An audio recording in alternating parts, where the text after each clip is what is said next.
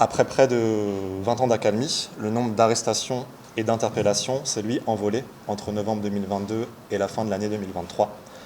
Nous en avons dénombré au moins 15 sur cette période. Les charges régulièrement retenues, elles laissent en fait une large part de discrétion et d'interprétation aux autorités judiciaires. Je pense notamment à la diffusion de fausses nouvelles qui a été utilisée à l'encontre d'au moins 7 journalistes sur la période. Ces charges, elles ont donc parfois été instrumentalisées dans une visée politique. Je pense qu'on se souvient tous du cas de Papa Lényang.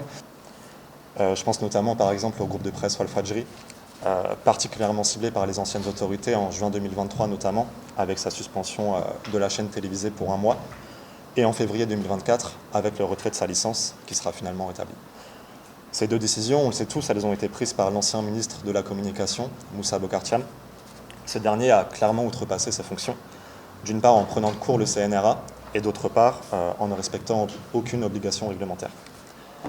Moussa Bokartian, il s'est également fait remarquer, on le sait tous, en coupant à 4 reprises l'accès à Internet. La plus longue coupure a duré une semaine.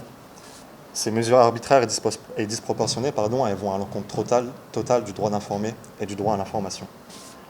Toutes ces coupures, comme celle des réseaux sociaux qui ont été ordonnées en juin 2023, elles ont ouvert une porte synonyme de dangereux précédent et il nous semble très compliqué de la refermer.